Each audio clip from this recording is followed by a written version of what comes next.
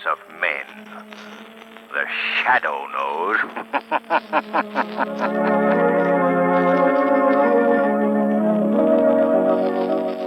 Ladies and gentlemen, as we near the start of the happy holiday season, the Blue Coal Dealers of America wish you, the members of their vast unseen audience, the merriest Christmas ever.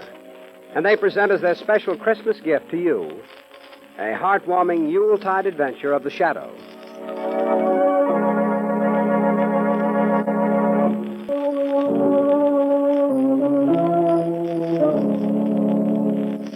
The Shadow, mysterious character who aids the forces of law and order, is in reality Lamont Cranston, wealthy young man about town. As the Shadow, Cranston is gifted with a hypnotic power to cloud men's minds so that they cannot see him. Cranston's friend and companion, the lovely Margo Lane, is the only person who knows to whom the voice of the invisible Shadow belongs. Today's drama, Joey's Christmas Story.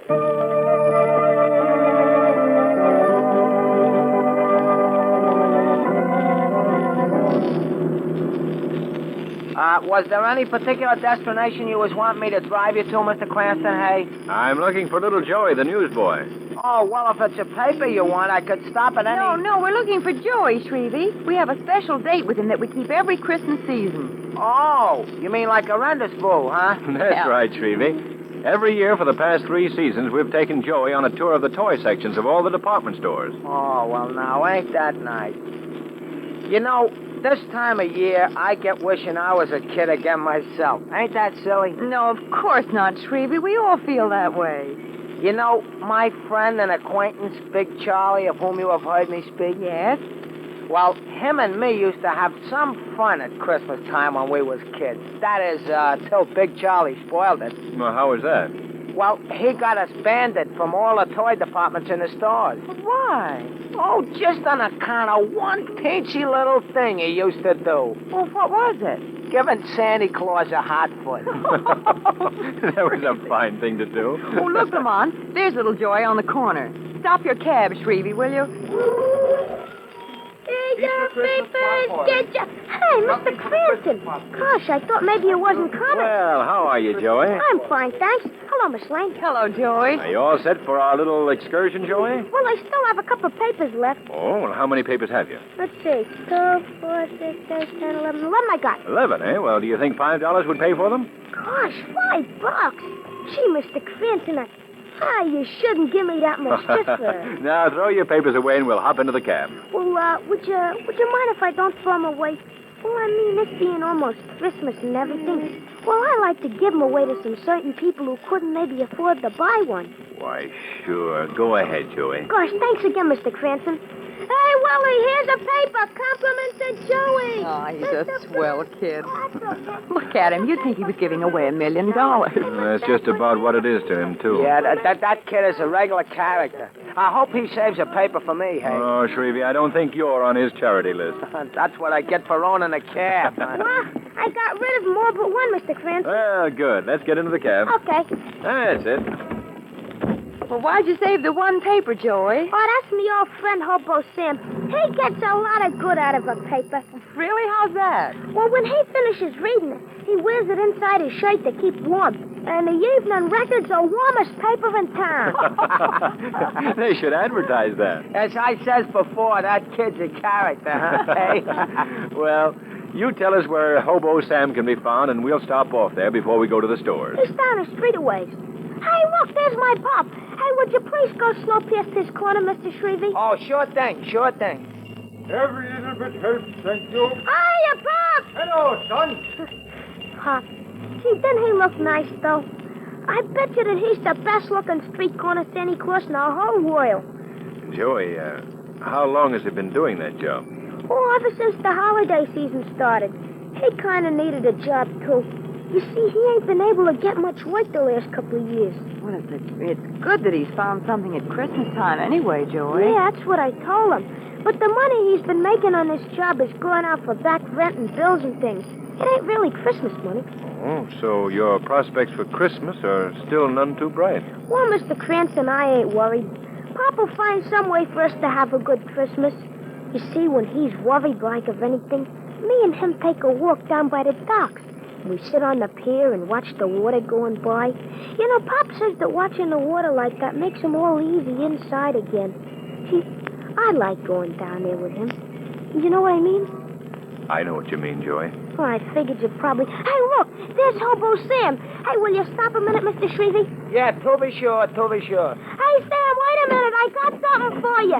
Excuse me, please. I'll be right back. All right. I got a paper for you, Sam. Lots of ads in it, too. It's practically an overcoat. Oh, Lamont. I wish there was something that we could do for Joey's family as well as for him. We will, Margo. We will do something. But it can't be charity. They're much too proud to accept that. But there must be some way to help, though. We'll find a way. Leave it to me. Okay, I'm ready, Mr. Cranston. Well, how did Hobo Sam like the paper? Uh-huh. I say, was he glad to get the paper? Oh. Hobo Sam. Oh, Hobo Sam. Yeah. Oh, what's the matter, Joey? You seem worried. Well, I just found out something from Hobo Sam. Oh, what? He just told me that the father of one of the kids I run around with was on his way to a house on Water Street to murder a guy. What? A guy murdered, did he say, hey? Did you get the address? Yeah, 18 Water Street. Well, we better notify the police at once. They ain't time for that, Mr. Cranston, but you could help. How? Well, you got a reputation as a gentleman detective, like, and you could do something about this yourself. Well, What is a guy being murdered, Mr. Cranston? Very well. Shrevey, 18 Water Street, and hurry.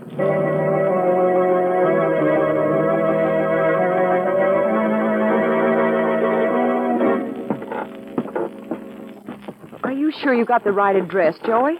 This is just an old deserted warehouse. I know this is the right place, Miss Lane. A lot of the men come here to play cards and stuff. Well, we'll see what's in this room here. Come on. Lamont, look at this room. Yes. Furniture broken and strewn all over the room. Well, there's been a fight here, all right. Yeah, this must be the place.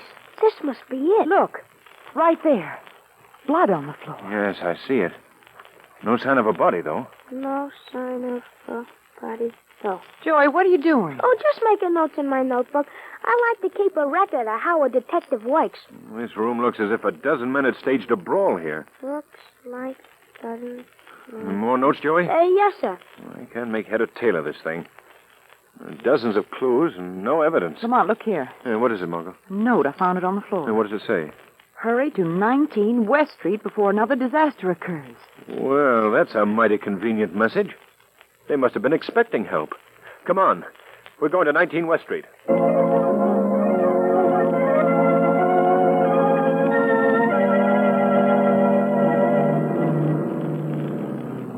Oh, there's the number.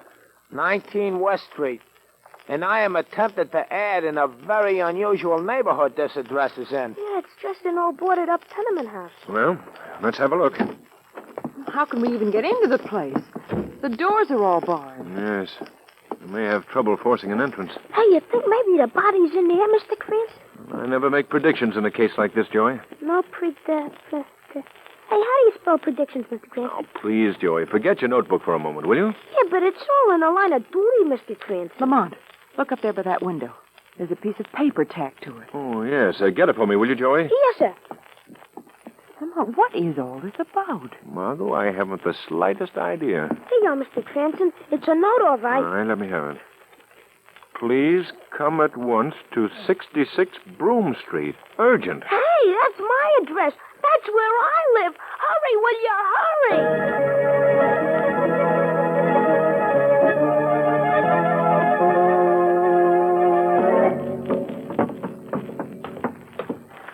Our flat is right on this floor. Above here's a sort of a storage place, like kind of an attic. Oh, I suppose we better look up there. Oh, Joey, look, what are you doing home so early? Oh, hello, Mom. I'm working on something. Oh, again, Look, eh? Mom, please. This here is Miss Lane, Mr. Cranston. How do you do, Mr. How do you do? Did Pop get home yet? Well, you know he has another hour to work in the corner. And what are you up to now, young man? We think there's a dead man up in the attic. A dead man? Oh, glory be to heaven. No, don't be alarmed, Mrs. McNulty. It's just a superstition. Well, whatever it is, I don't like it. Oh, don't you really think that there's a dead guy up there, Mr. Cranston? No, I don't think so, Joey. Yeah, but them notes and the blood and everything in the warehouse. What about them? Well, don't that mean somebody's dead? Not necessarily. But it does in all the detective stories. You read detective stories, do you, Joey? Well, sure. I'm surprised at you, Mr. Cranston. I always thought that when a detective saw blood and everything... But I'm not even sure it was blood. It was so blood. How do you know? How do I know? Didn't I cut my own finger? Aha, I suspected as much. Yeah, but wait a minute. What I meant to say was... Well, I mean... You mean you staged this whole thing just for our benefit, didn't you? Well, Joey, did you do that? Well, maybe I sort of did at that. What did he do? What are you up to now, young man?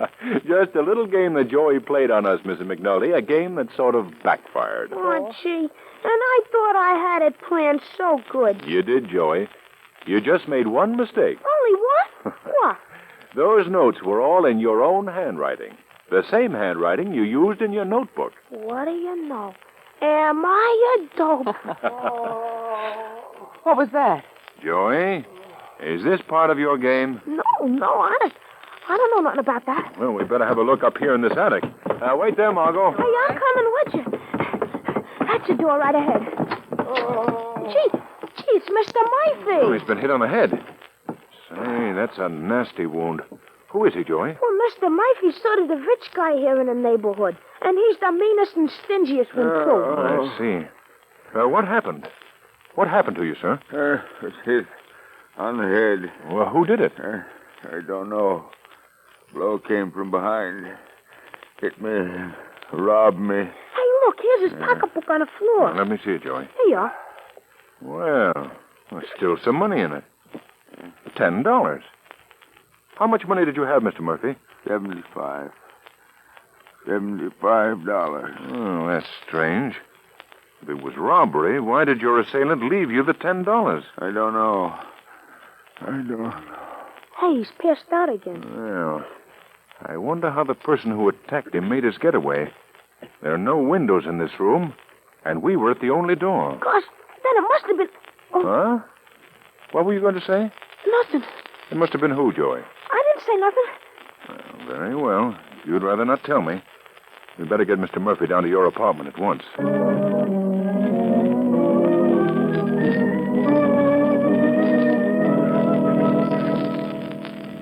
Well, the wound isn't serious, but it might not be wise to move him until a doctor has had a chance to look him over. I'll phone for Dr. Collins right away. Oh, thank you very much, Mrs. McNulty. Thanks. Now, Margo, if you could get me some hot water, please. I didn't know you were home. Gee, Pop. I guess you were so busy cooking you didn't hear me come in. Oh, no, Pa. I'd have seen you. Hey, Pop, come on in here. Hello, son.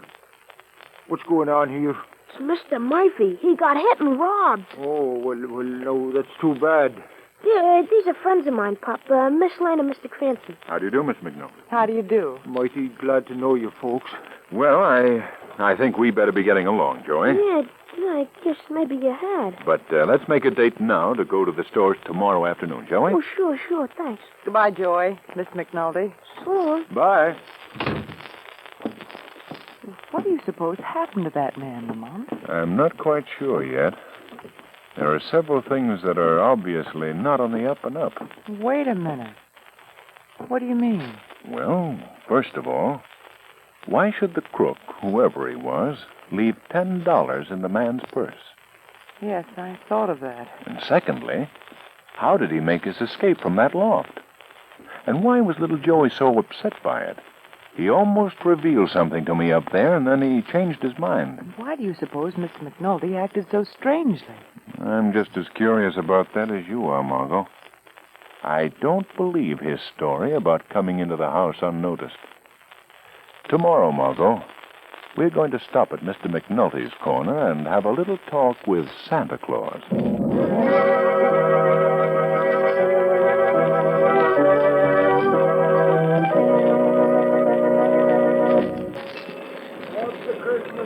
Well, there he is, Margo.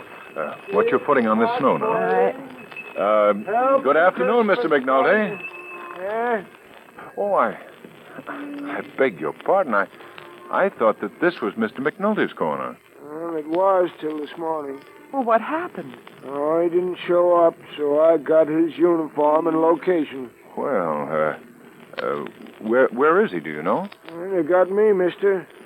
Maybe he's up at the North Pole getting the reindeer ready for the big run. Keep the pot We should boiling. stuff him for over the Here, mantelpiece. folks. Well, Lamont, what do you suppose has happened to him? I don't know. Something is wrong, though. I think that the shadow has a call to make at the McNulty flat.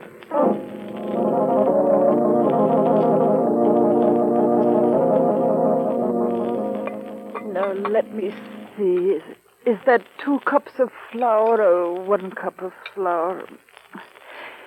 Oh, dear. Mrs. McNulty. Hey, who is that? Now, don't be alarmed, Mrs. McNulty. I've come here to talk to you. But where are you? Who are you? I'm called the Shadow. Don't try to find me. I'm standing right here beside you. But by my power, I've hypnotized your mind so that you cannot see me. I don't understand. What do you want of me? I've come here to help you. How? How? Where's your husband? I don't know. Please have confidence in me. He's in trouble, isn't he? Yes, Tim is in trouble. Is it about money? Yes. Oh, yes, you do know, don't you? Not the whole story. Oh, Tim's a good man, believe me. And what he done because, well, because of me and little Joey. Tell me about it, please. Well, last night, after the doctor come and took Mr. Murphy home, Tim made me a present of $65. Did you know where the money came from? No. I mean, I wasn't sure. I asked him about it. I asked him where he come upon such a sum of wealth, and he avoided my question. I see. All he could tell me was that this Christmas, Joey and I were going to have all the things he couldn't give us in the past. I understand, Mrs. McNulty. And this morning, after he went to work, I found this note from Tim sitting on the kitchen table. What does the note say? It says that he was the one that robbed Mr. Murphy. Oh, my Tim done that. My poor Tim. Did he explain why he did that? Oh, yes. That the money had been owed to him by Mr. Murphy for several years. He tried many times to collect it from him, but Mr. Murphy is, well, a kind of a stingy person, you see. So he chose that way of getting the money that was rightfully his. Yes, that was it. Oh, but he knew he'd done wrong in doing it that way. Tim knows that now. He knows that he'd acted in desperation, just for me and little Joey. That was the only reason. I believe that. It couldn't have been anything else. Now he's ashamed. He's ashamed most of all because little Joey knows he done it. You see, there's a back stairway from our flat to the attic, and Joey knows that. And he knew that his pop had used those stairs. Where do you think your husband's gone? Oh, if I only knew. Oh, but that isn't my only worry. What do you mean? I'm afraid little Joey's gone, too. Why? He said he'd be home by 2 o'clock, and it's almost 6 now, and no sign of him. And about an hour ago, one of his little friends come by to find out where he was. He told me that Joey hadn't been on his corner all day. Now, Mrs. McNulty, don't worry. Please. I give you my word. They'll return. And everything will turn out all right.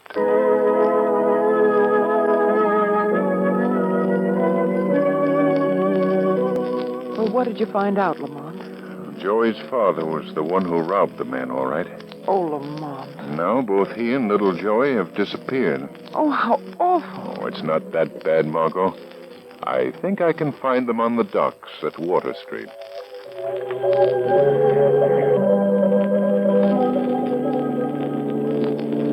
Gee, Pop, why'd you have to do that to Mr. Murphy? I don't know, son. Golly, we didn't need the money that bad. Ah, Joey, can't you understand? This year I wanted you and your mother to have all the things I couldn't give you in the past. I've been a failure, Joey. A failure. Oh, that ain't no way to talk. You've been a swell, Pop.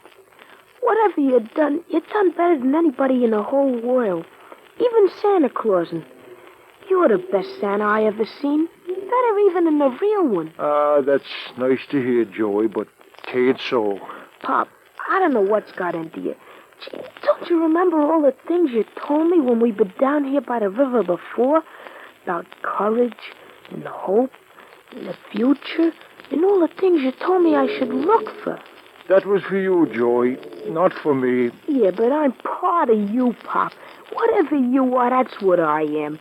And Mom feels the same way. We're all together. All for each other, honest. Joey is right, Mr. McNulty. Who was that? Who spoke? I did. Who are you? Men call me the Shadow. The Shadow? Holy smoke, it's the Shadow, Pop. You heard of him, the invisible guy. Yes, Shadow. If you've heard of me, then you both know that I'm here to help you. Gee, did you hear that, Pop? The Shadow's gonna help us. Yes, but how? I know of the trouble that you're in, Mr. McNulty. I know what you did to Mr. Murphy. Oh, he wasn't to blame for that, honest, Mr. Shadow. Yes, I was, Joey. But Mr. Murphy was a mean old man. He had plenty of dough, and he owed Pop that money for years and years and never paid it to him. That's why Pop done what he done. I know. I realize that, Joey. Well, what I did was wrong, Joey, and I must pay for it. I'm going to tell my story to the police. Oh, no. I don't think that will be necessary, Mr. McNulty. There's another way, a better way. Well, what is it? I want you and young Joey to go to Mr. Murphy's house. Tell him what you've done. Oh, he'd send Pop to jail for life. Wait, now do as I say, please. I'll be there with you. I believe if you explain your reasons to him, honestly and sincerely, tell him why you did what you did to him, even as hard a man as Mr. Murphy will listen to reason on this night of nights, Christmas Eve.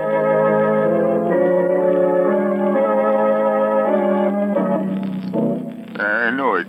I had a feeling that you'd done this to me from the very beginning, McNulty. But I've come to ask your forgiveness, Mr. Murphy. Yeah. I've come here to ask you to understand why I did it. You robbed me. That was all. That's why you did it. But it was really Pop's money. Makes no difference. Turning you over to the police. We'll tell him it was Pop's money, too. Yeah, I'll never believe you. I'm the only one who knows about the debt. Remember that.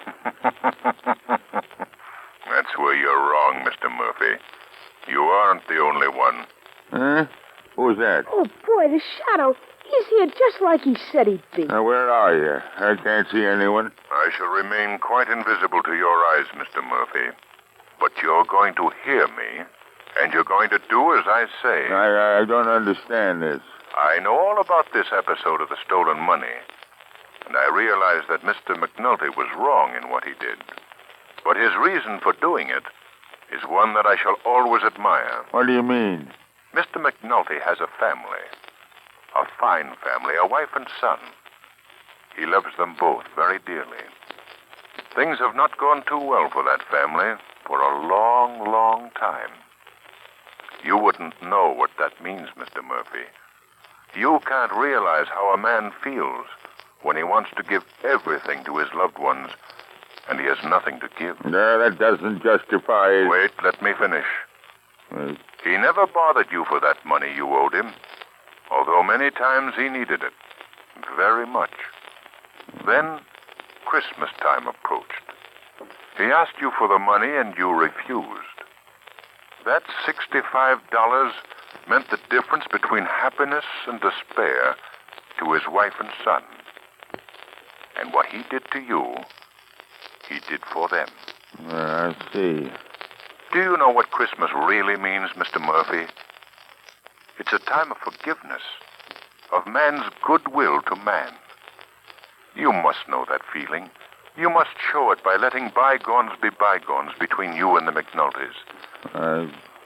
I see what you mean. I want whatever has stood between you to be forgotten. Tonight, that young boy is singing in the choir at the cathedral. I want you to join him and his family. Go with them to the church. Open your heart and your hand in forgiveness to them and all mankind.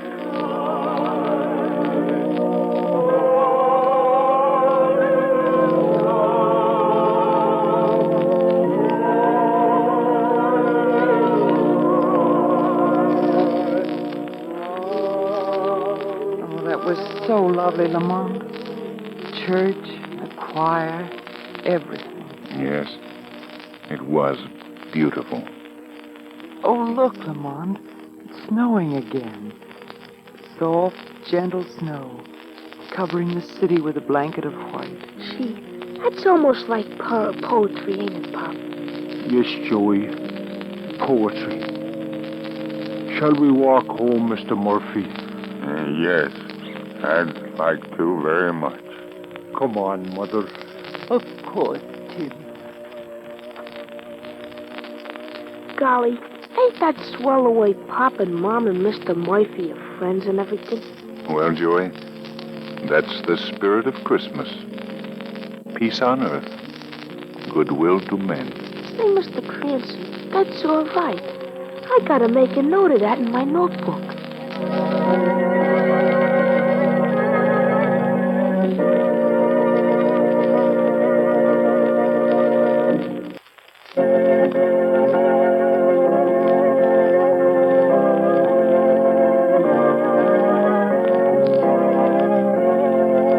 Today's program is based on a story copyrighted by the Shadow magazine.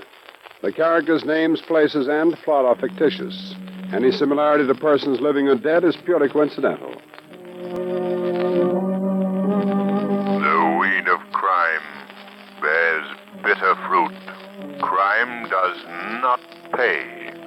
The shadow knows.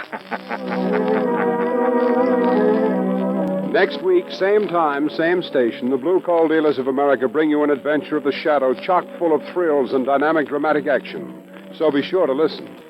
We wish you a very Merry Christmas on behalf of our entire cast.